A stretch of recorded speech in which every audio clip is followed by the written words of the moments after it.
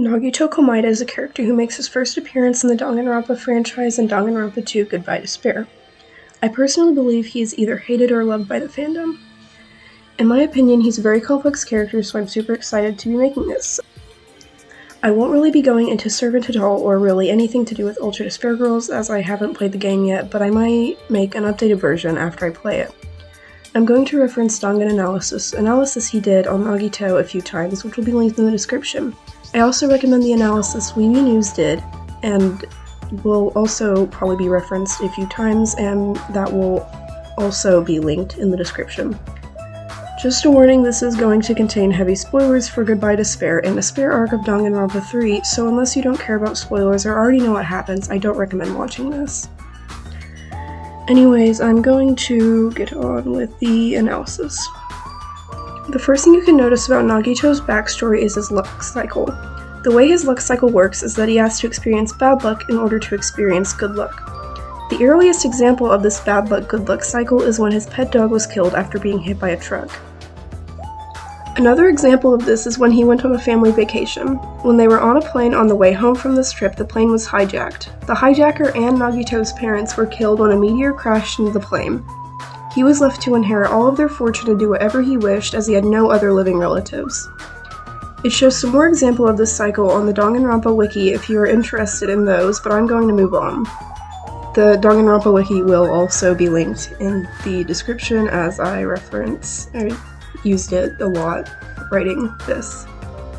This cycle can explain some of his actions in the game and anime. In Nagito's 5th free time event, he opens up to Hajime about his diagnosis and trauma.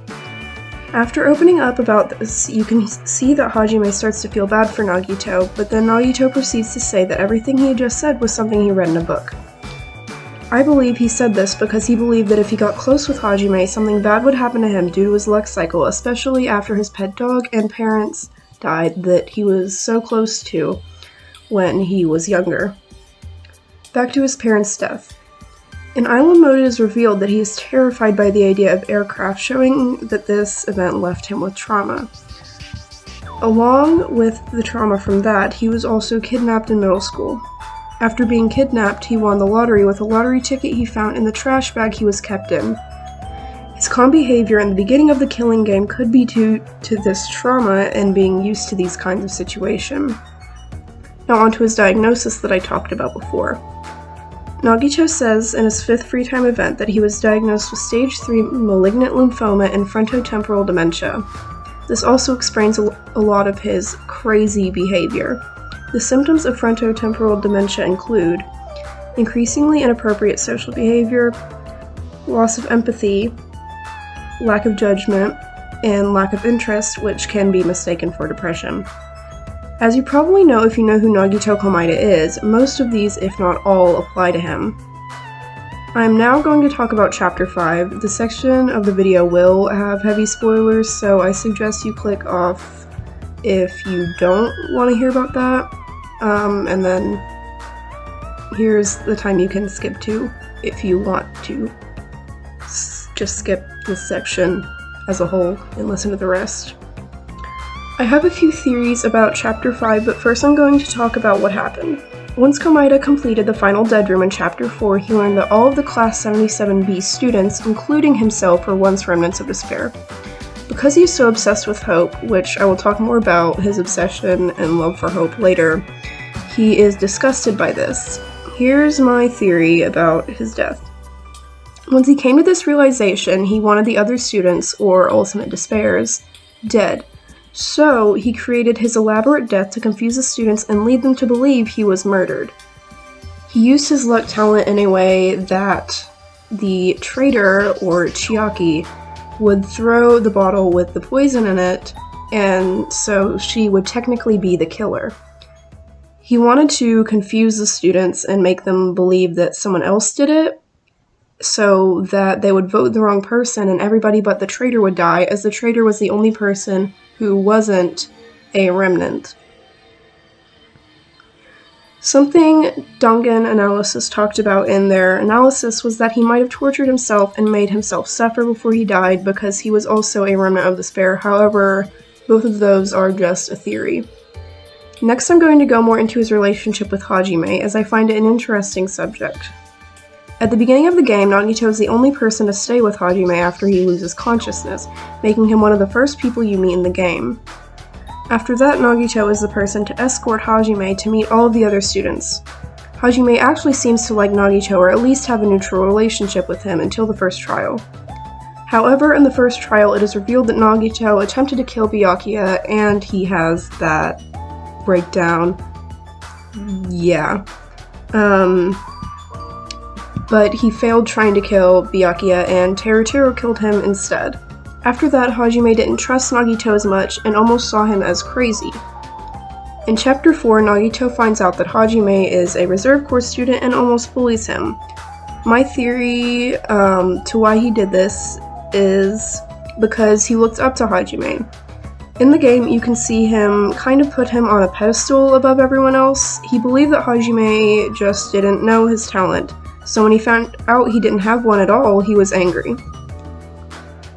His belief is that to have worth, you have to be talented, and you can't learn a talent. You're either born with one or you don't have one. This also leads me to believe that Nagito had romantic feelings for Hajime. Whether Hajime feels the same or not, I'm not completely sure. But when Nagito had the despair disease, his symptom was that he physically could not tell the truth. When Hajime came to see Nagito, he told him that he didn't want to see him and told him to leave. In Nagito's 5th free time event, he says, "I am in love with the hope sleeping inside of you," which, if you've played the game, and you probably know that line. Yeah.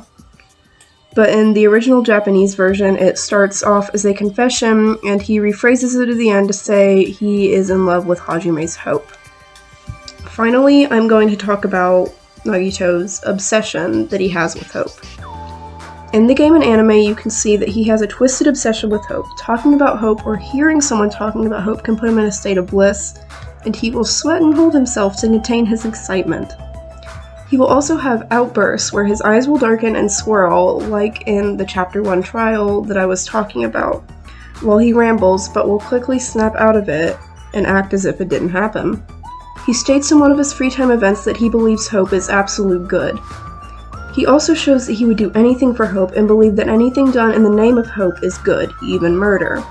In the first trial, he openly talks about how he tried to kill Byakuya for hope. Nagito's desire is to create hope that can overcome any despair. He believes the ultimates can become embodiments of hope, however he doesn't consider himself as an ultimate, and wishes to be a stepping stone for hope. After discovering his classmates were ultimate despairs, he began to act rudely to them. He then killed himself in an attempt to get his classmates killed and become the ultimate hope. Something that had always confused me was the fact that he was a remnant of despair because of his love for hope. Something Weeby Newz talked about in her video was that he might have been a remnant for the opportunity to overcome that despair with hope.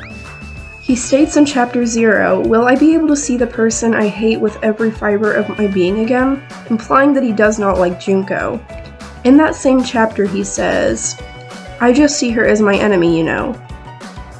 I believe he replaced his own hand with Junko's to be able to feel her despair and understand her way of thinking.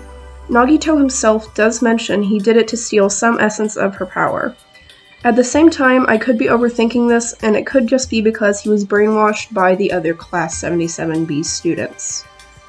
And that is all I really have to cover in this. Yeah, I hope that was alright, and it was fun to write, as I find Nagito an interesting character.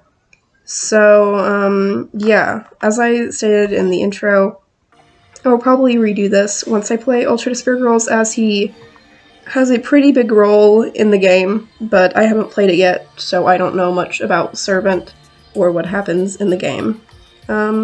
So, yeah.